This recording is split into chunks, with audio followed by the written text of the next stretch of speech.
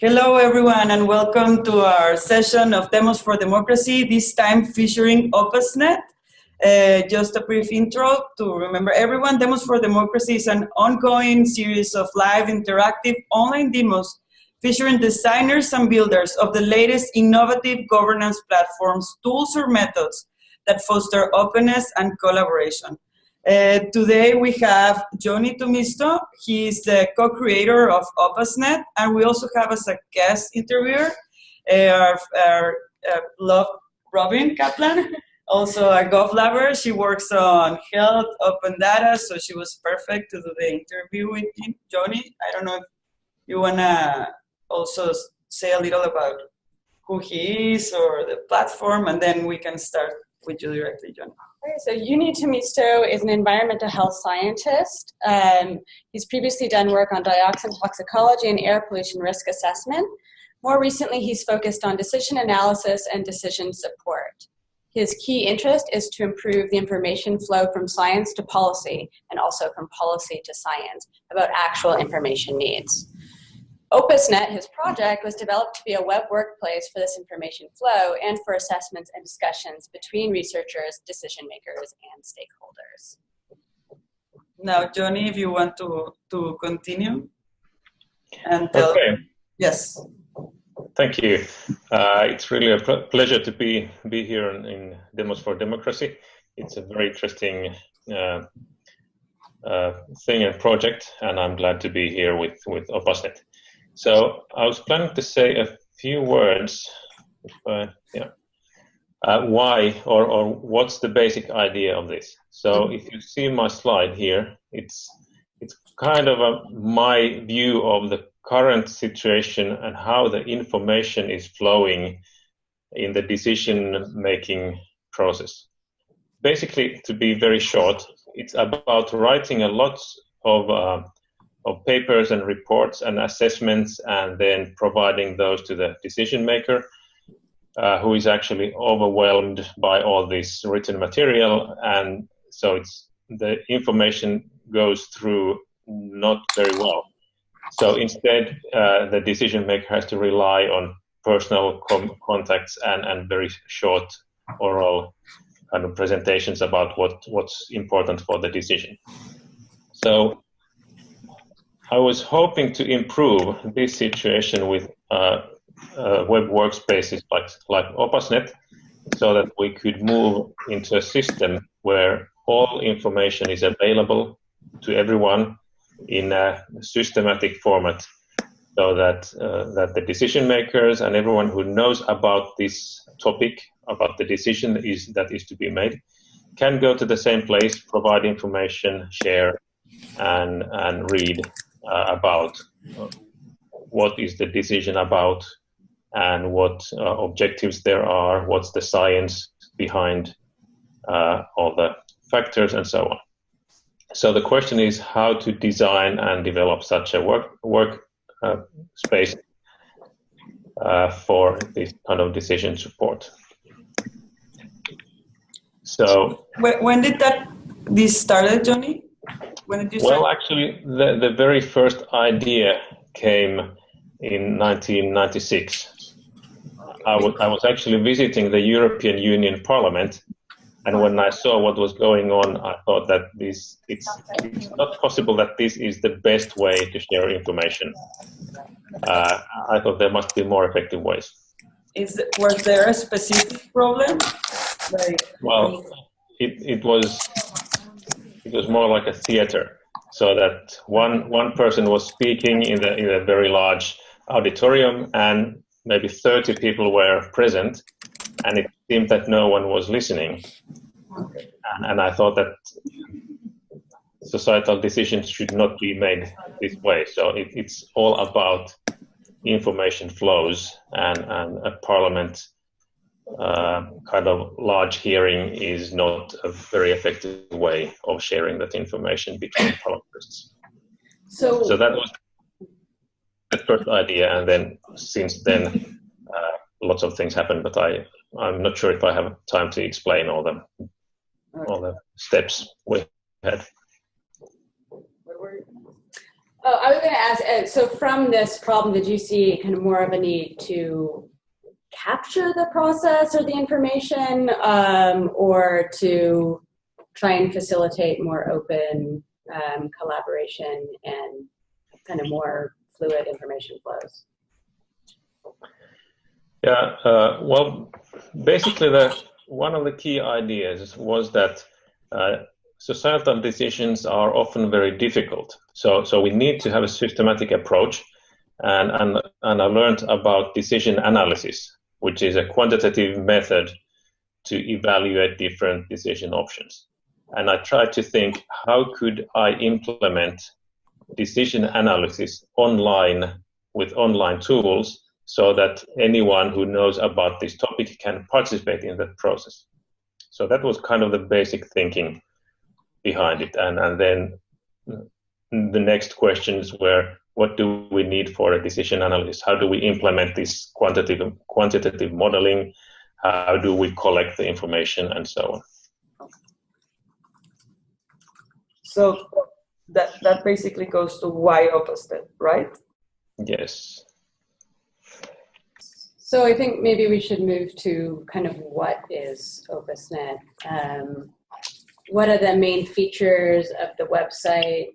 What are the main features that kind of facilitate this decision analysis process? Mm-hmm. Okay, so I'll try to switch to another screen. And also how long it took from having that idea to actually start the implementation, right? How long it took to build Opasnet? What were like your initial expectations? The process of its design, what worked, what didn't, what took it to what it's now? Well, basically, I was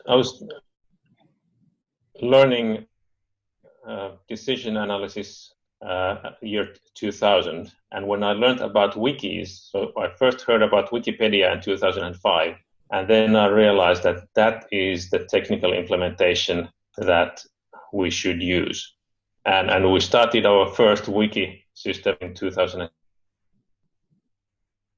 Say that the first Opasnet version was launched in 2006. Okay. So from idea to execution, it was actually almost a decade. Yeah, it's a long process. And how much of that was trying to gather the necessary resources that you needed to kind of devote the time and energy that you needed to build the website and test things out? Well, basically, I was very lucky at that time. During that year, I happened to get 3 large research grants, which were related to decision support and risk assessment and things like that. So I could hire people to focus on this task only during 2006, 2010 or so. So it was very, very nice time when we could focus on these kind of things. And so it was a major improvement during that time.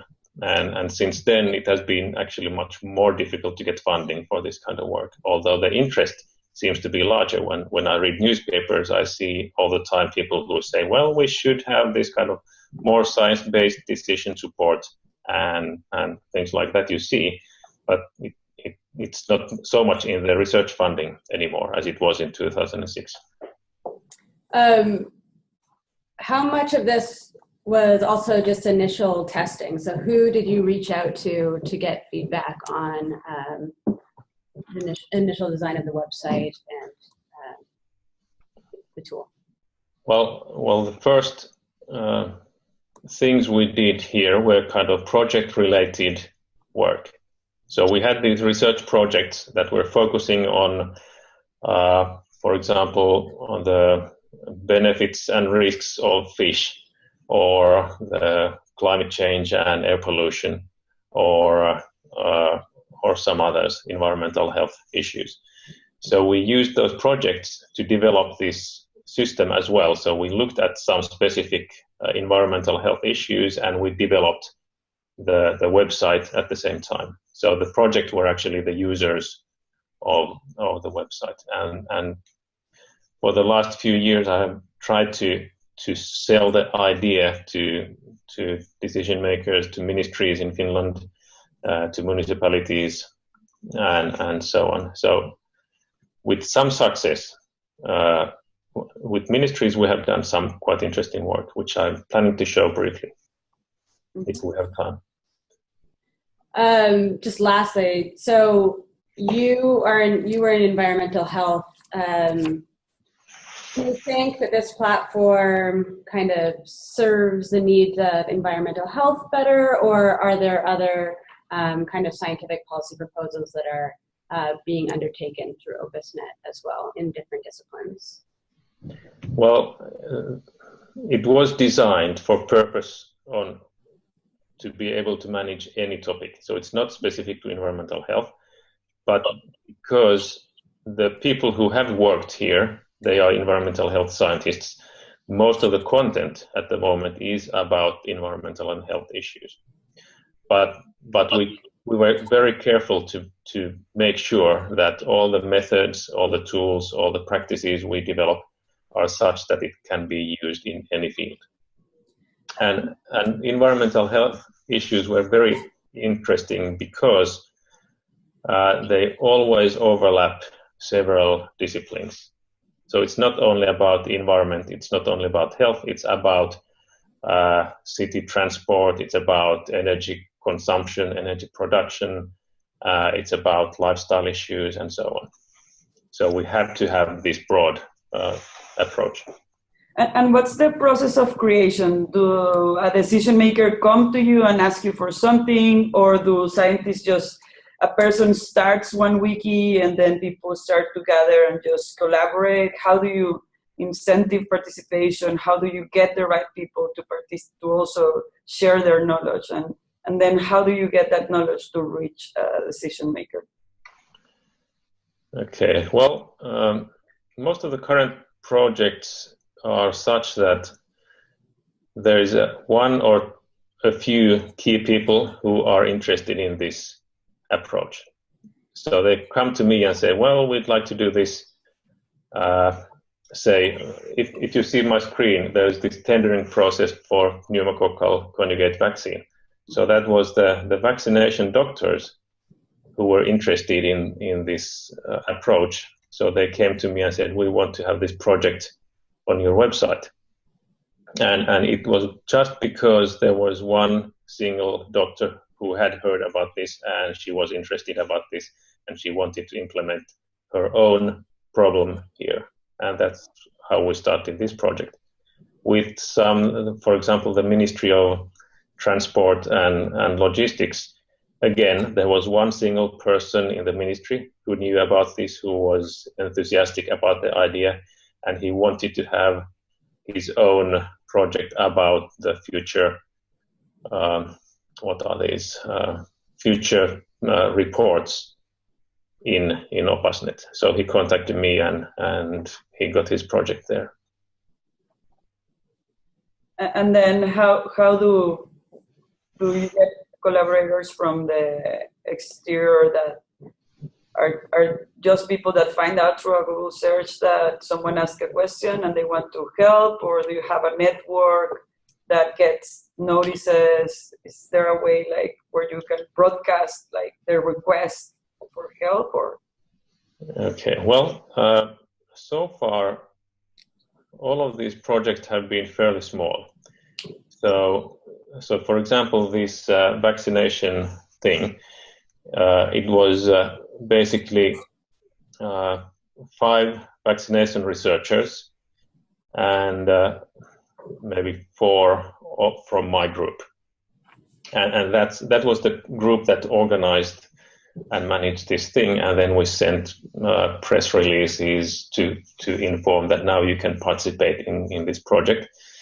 And I think in Finland, quite many people saw the news or the our announcements on Facebook, but actually not very many people joined. So the participation rate is still quite low. But those who are active and interested, there's usually a core group of 5 or 10 people who actually do most of the work. For a specific wiki or in general for the website? For these Opasnet projects that I have been talking about. Okay. Now, you say within your work that the wiki is both to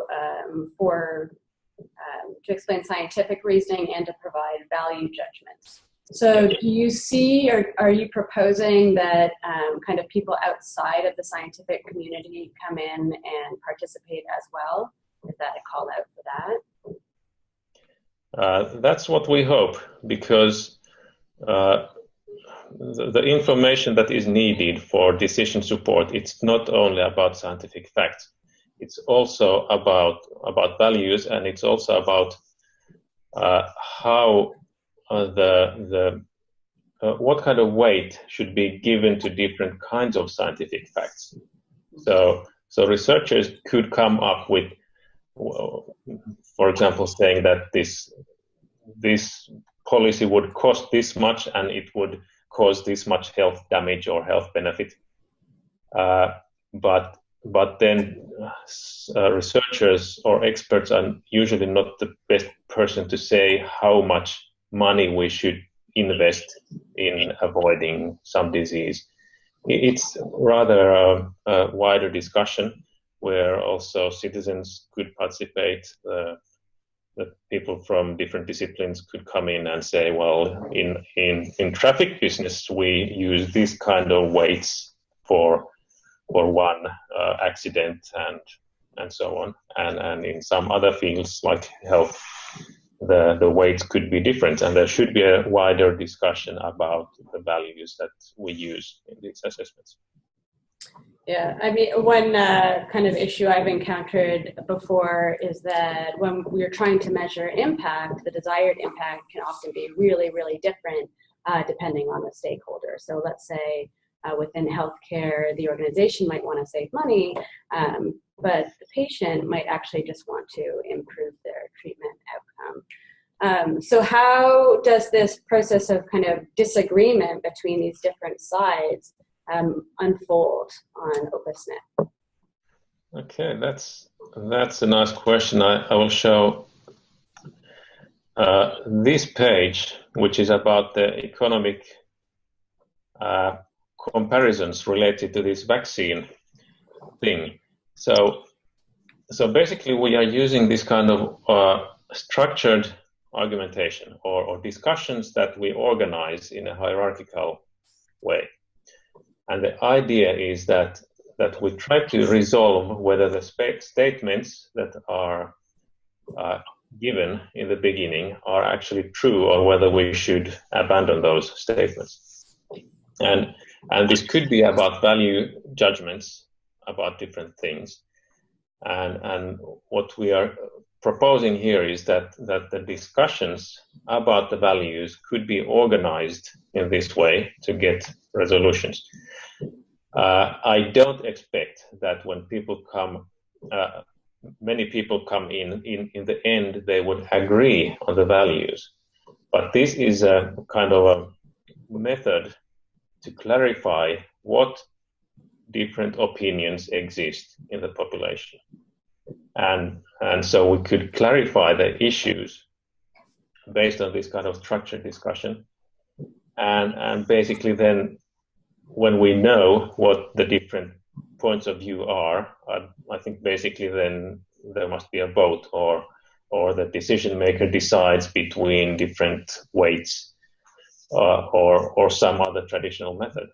But the issue here is to clarify the question. Johnny, can you share us the screens you are showing to us? All the tabs, are those different features or different ways in which people can collaborate through Opasnet? Yes. So do you see this about the economic comparison method? Mm-hmm. Okay. So that's that's one thing. I will show another one, which is this also relates to the vaccine project. So there is a page which is called now economic evaluation. It's a page about the model that we suggest to be used when we compare different vaccines. And the model itself, it's on the page, and you can make test runs with the model, but so that's kind of a teaching tool. People can learn about the vaccines by playing with the model. But when they have an opinion, they can go to the end of the page and give comments about the content of the page. And basically you just add your comments in the comment box, and then there is a moderator for each page. So the moderator goes through all the comments and then organizes those comments into structured discussion, a thing like I showed just previously. So the idea here is that instead of having these blog kind of things that someone writes something and then there is a discussion at the end which becomes more and more heated, and people start getting angry to each other, and they start talking about something that is completely out of the focus and so on. We try to avoid that in Opasnet, so that we all the time moderate the discussion. We always pick the relevant points and put that into the existing structure, and the irrelevant points are just thrown away. So we have these kind of practices how to improve the quality of the content. So who determines relevance and irrelevance? Is this something that's done by yourself and the other workers, or just community members? Well, it could be done by anyone. So far, it's mostly done by the moderators who come from the project group. But the issue about relevance is actually quite. It's not as difficult as you would think, because all pages in Opasnet have a specific topic or question, like this one.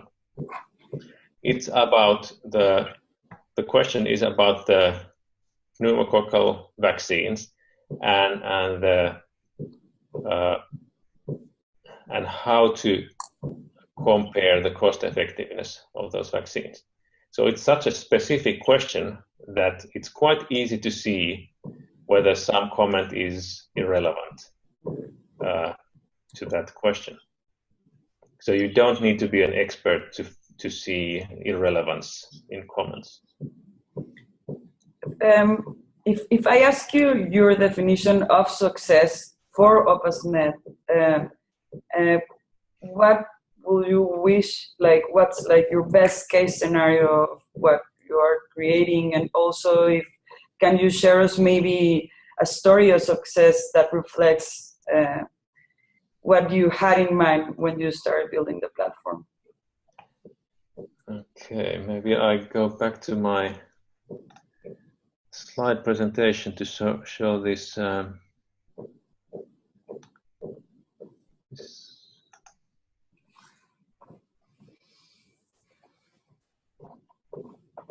Yes, in the meantime, if someone from the public wants to ask questions, please, you can do so through our chat, or you can just also request the word and maybe do a 15-second presentation of yourself and then ask something related to the tool.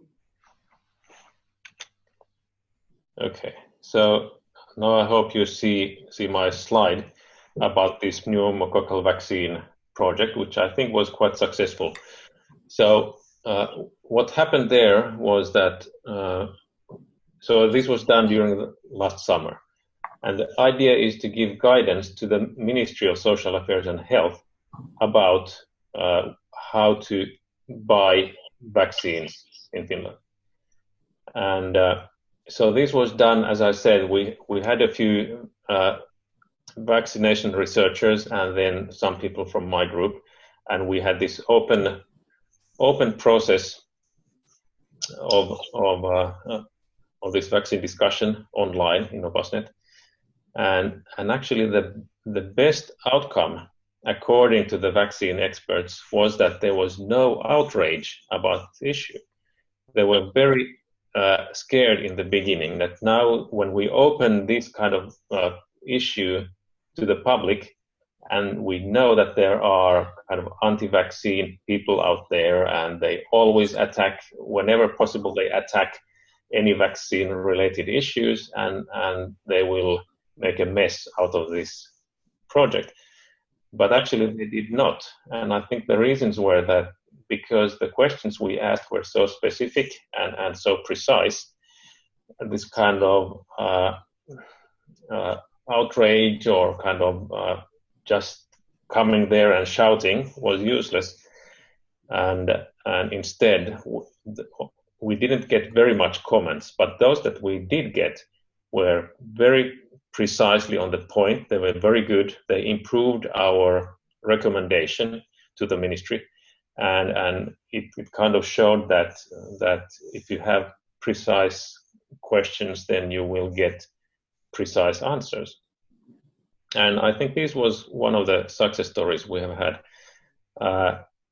What I'd like to see is more participation, because this was well, although it was announced in newspapers, there was not too much participation. I think hundreds of people came to our website to see what's going on, but only a few gave comments. So some 20 people or something like that gave comments. So I'd like to see more of that participation happening.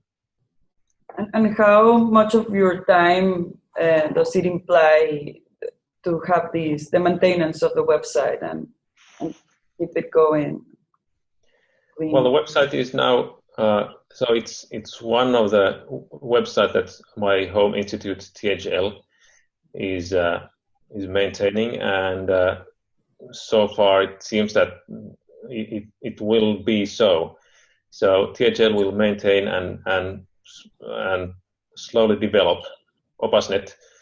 But what I'd like to see is some kind of international collaboration on these things, because this is not only about health in Finland. This is about decision support anywhere in the world. And there are lots of possibilities elsewhere that could use and utilize these approaches. But so far, well, most of the examples come from Finland at the moment, and some from European Union projects, but the Finnish projects are kind of more on these participation and collaboration kind of things. Does anyone from the audience wants to ask something? Okay. So finally, Johnny, if you could say like 3 wishes that could be granted for your project, whatever you ask, it might happen. Will you frame them about going international, about budget, about technical support, or if you could ask something, what would you? Well, my main wish is that we could develop a community around this thing. So far the community is quite small. It's a bunch of enthusiastic Finnish people who want to use this either in environmental health or some other parts, but there's only a kind of handful of us at the moment. What I'd really like to see is international collaboration and kind of a community that is developing these online open decision support systems. And this Demos for Democracy is really an interesting place to talk with about these kind of things, because I'm pretty sure that you have contacts to the people that I could collaborate with on this topic. Yes, Maria is asking, how do you deal with different languages? Is there an option to have it, for example, in Spanish, or how did you manage to have it in Finnish and English? We have two websites. One is in Finnish and the other one is in English. And as soon as we get enough people from new language areas involved, we could open a new one.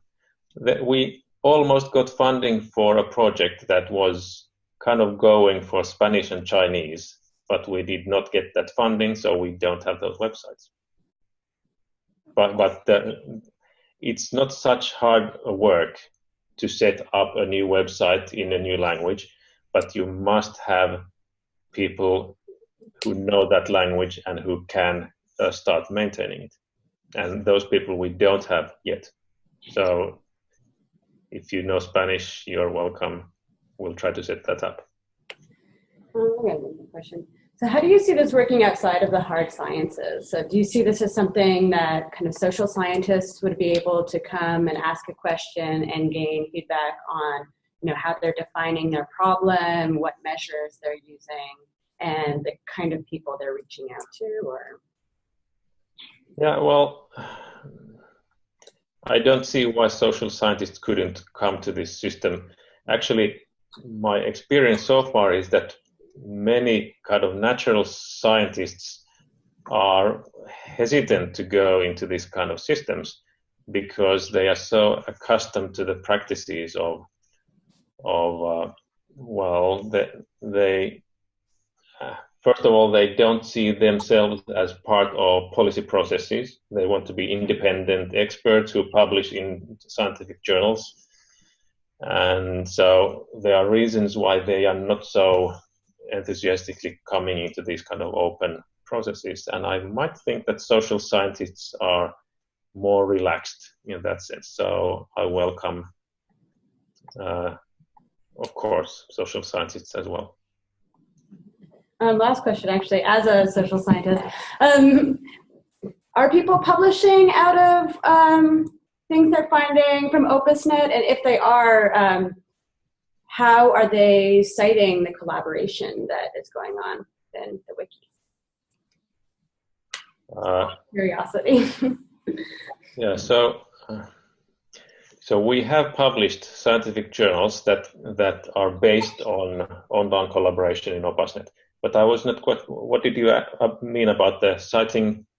So you're publishing and you're mentioning that this type of feedback was going on, that you received this type of feedback through Opasnet in the article that you're submitting for publication? Yes. So we explained the process and how the participation was, and there's actually a recent publication by us about the project that we had 2 years ago, where we described the process and how it was done online and how we got feedback from outside experts and so on. So we publish about this work. Okay. And when you say that almost all your work is done through Opasnet, that means that instead of just writing a report that will stay in your computer and then translating to a PDF, maybe you do it through the wiki, and that's how you are always openly sharing what you're working on, like your everyday work. Is that how it works for you? Yeah, that's how it works for me. So with some exceptions of articles, which I have a password protected wiki where I write those articles, practically everything else I write openly online, even my applications. And so far, it hasn't been a major problem. Are you sharing data as well when you're doing this, or just findings? Data as well, if it's not about patients or things like that you cannot open. But all other data we try to collect to one place in Opasnet so that it can be reused for other purposes. Yep. Well, is there anything else you would like to add?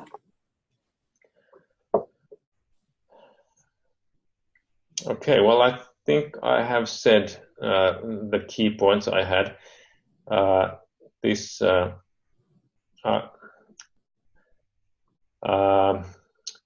basically, I'm quite enthusiastic about what we have been able to produce so far, and the critical thing now is to develop collaboration